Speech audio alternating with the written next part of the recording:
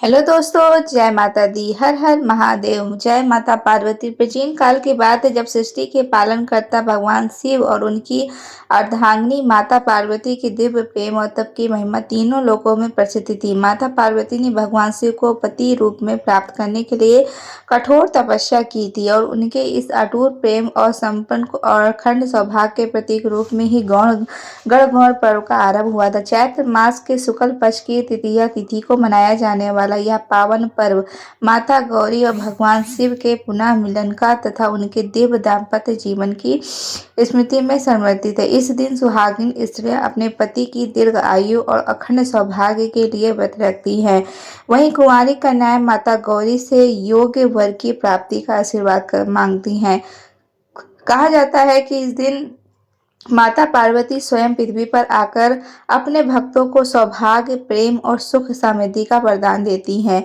तो चलिए आदि अनादि काल की दिव्य घटनाओं का स्मरण करते हुए भगवान सदाशिव और जगत जननी आदि शक्ति माता पार्वती की उस पावन चरित्र स्मरण करते हैं जो समस्त सौभाग्यवती स्त्रियों और कुमारी कन्याओं के लिए कल्याणकारी है। तो चलिए दोस्तों, अब हम शुरू करते हैं अपने इस कथा को। गणगौर की आप सभी को बहुत सारी शुभकामनाएं। आइए सुनते हैं गणगौर की व्रत कथा।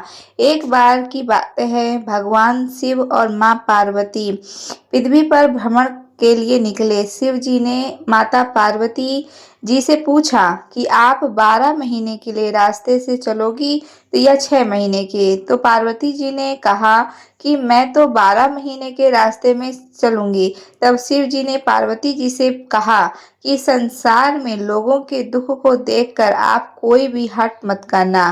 पार्वती जी ने मान गई।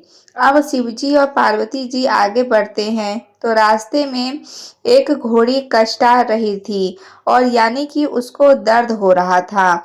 उसकी पीड़ा देखकर पार्वती जी भगवान शिव से कहती हैं कि यह घोड़ी क्यों कष्ट में आ रही है। शिव जी कहते हैं यह माँ बनने वाली है। तब पार्वती जी कहती हैं कि माँ बनने में इतना कष्ट होता है, आप तो मेरे गांठ लगा दो। शिव जी कहते हैं कि अभी आगे चलो। तभी रास्ते में एक राजा का राज आता है। वहां पर दूर दूर तक शांति और उदासी फैली होती है। वहां की उदासी को देखकर पार्वती जी पूछती है कि यहाँ सब उदास और शांत क्यों हैं। तब गांव के सब लोग कहते हैं कि रानी माँ बनने वाली है और उन्हें बहुत कष्ट हो रहा है। तब पार्वती जी कहती हैं माँ बनने में इतना कष्ट होता है तो शिव जी आप मेरे गांठ लगा दो। अब शिव जी और पार्वती जी आगे बढ़ते हैं। आगे बढ़ने पर उन्हें एक गाय कष्ट में दिखती है। उसको पीड़ा देखकर पार्वती जी कहती हैं कि माँ बनने में इतना कष्ट, आप तो मेरे गांठ लगा दो। पार्वती जी हट करने लग जाती हैं। शिव जी पार्वती जी की गांठ लगा ही देते हैं। अब जब वह आगे बढ़ते हैं तो एक गांव में पहुंचते हैं।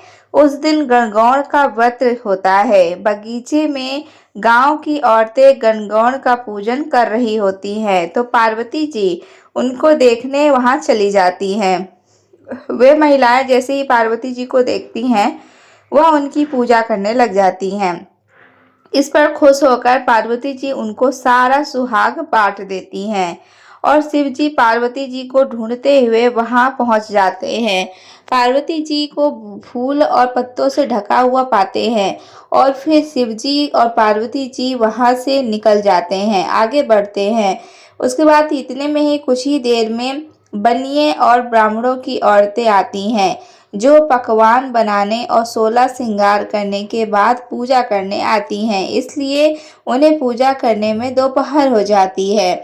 वह भी पार्वती जी को देखकर उनकी पूजा करने लग जाती हैं। पार्वती जी उनसे भी खुश हो जाती हैं। उसके बाद लेकिन वह जब वो सुहाग देने लगती हैं तो शिव जी पार्वती जी को कहते हैं कि आप तो पहले ही सारा सुहाग बांट चुकी हो, अब आप इन्हें क्या दोगी।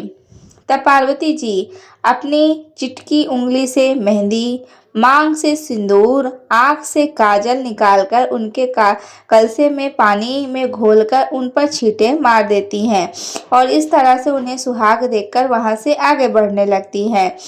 इस प्रकार चलते चलते वे दोनों पार्वती जी के पीहर पहुंच जाते हैं। अब वहां पर सब उनकी खूब और भगत करते हैं। भाई साहब पधारिए, भाई साहब पधारिए, खूब पकवान बनाए हैं आपके लिए, आप खूब पकवान बनाए हैं। अब जो भी पकवान बनाए गए थे शिव जी वो सारा खाना खा लेते हैं। अब पार्वती जी क्या खाएं, उनके लिए कुछ नहीं बचता है, तो वह बथुए का साग खाकर पानी पी लेती हैं। अब जब दोपहर होने लगती है तो भगवान शिव और माता पार्वती विश्राम करने लगते हैं। शिव जी पार्वती जी से पूछते हैं, आपने क्या खाया? तो पार्वती जी कहती हैं कि जो आपने खाया वही मैंने खाया। शिव जी को पार्वती जी की बात पर विश्वास नहीं हुआ।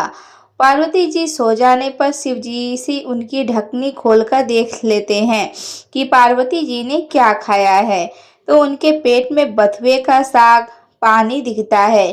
फिर जगाने के बाद शिव जी पार्वती जी कहते हैं कि आपने तो हमसे झूठ बोला था, परंतु जब हमने देखा तो आपके पेट में बथुए का साग और पानी ही था, आपने हमारी तरह भोजन नहीं किया। तब पार्वती जी हट करती हैं कि आज के बाद कोई भी किसी महिला की ढकनी खोलकर नहीं देखेगा, यानी कि आज के बाद कोई किसी महिला के पेट में नहीं देख पाएगा।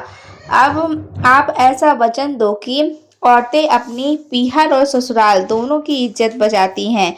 आपने मेरी ढोकनी खोलकर क्यों देखी? तब भगवान शिव को माता पार्वती जी का यह वचन देना पड़ता है। उसके बाद से अब तक किसी भी महिला की ढकनी नहीं खुलती है। अब वो आगे बढ़ते हैं और कैलाश पर्वत निकलते हैं। अब रास्ते में उन्हें गाय अपने बछड़े को चाटती हुई मिलती है, जो बहुत खुश दिखाई देती है। यह देखकर पार्वती जी शिव जी से कहती हैं कि गाय तो बच्चा होने के बाद बहुत खुश है, ऐसा करो मेरी गांठ खोल दो। तो शिव जी कहती है, मैंने तो आपसे पहले ही कहा था गांठ मत लगाओ, पर आपने तो जिद ही पकड़ ली थी। अब ऐसा नहीं हो सकता। वहां से आगे बढ़ते हैं तो राजा के गांव में पहुंचते हैं। वहां पर भी खूब ढोल नगाड़े बजाए रहे रहते हैं, मिठाइयाँ बांटी जाती हैं, त्योहार की तरह मनाया जाता है, खूब नाच गाना होता है और खुशियाँ मना रहे होते हैं। तब पार्वती जी लोगों से पूछती हैं कि यहाँ ऐसा क्या हुआ है जो सब नाच रहे हैं, खुशियाँ मना रहे हैं। गांव वाले बताते हैं कि रानी जी के बेटा हुआ है, हम सब बहुत खुश हैं और उसी के लिए हम जश्न मना रहे हैं। पार्वती जी और शिव जी वहां से भी आगे बढ़ते हैं। आगे बढ़ने पर पार्वती जी देखती हैं कि घोड़ी भी खूब खुश है अपने बच्चे के साथ ही। यह देखकर पार्वती जी गांठ खोलने की कहती हैं, पर शिव जी कहते हैं कि मैंने तो आपसे पहले ही कहा था कि गांठ मत लगाओ, यहाँ तो मृत्यु लोक में हर चीज आपको लुभाएगी, लेकिन आपने मेरी बात नहीं मानी और जिद पकड़ ली। अब आपकी गांठ नहीं खुल सकती, अब ऐसा नहीं हो सकता है। यह कहकर शिव जी पार्वती जी को मना कर देते हैं।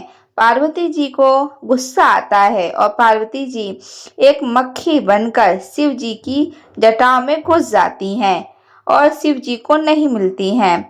जब भगवान शिव को माता पार्वती की गांठ खोलनी पड़ती है और फिर वह दोनों वहां से कैलाश पहुंच जाते हैं। तब से गणगौर पूजन के बाद माता पार्वती को चढ़ाई हुई बिंदी, काजल, सिंदूर, मेहंदी महिलाएं लेती हैं और लगाती हैं। माना जाता है कि इससे उन्हें अमर सुहाग का आशीर्वाद मिलता है। हे ईश्वर, गणगौर माता, कहानी अधूरी हो तो पूरी करना और पूरी हो तो मान करना। कहानी कहने वाले और सुनने वाले, हुंकारा भरने वाले सब पर अपना आशीर्वाद बनाए रखना। यह थी गणगौर वध की कथा। आपको यह कथा कैसी लगी कमेंट सेक्शन में ज़रूर बताइएगा। मेरे चैनल पर पहली बार आए होंगे तो प्लीज़ मेरे चैनल को सब्सक्राइब कर वीडियो को लाइक करिएगा। कमेंट सेक्शन में हर हर महादेव लिखकर ज़रूर जाइएगा। जय माता दी दोस्तों।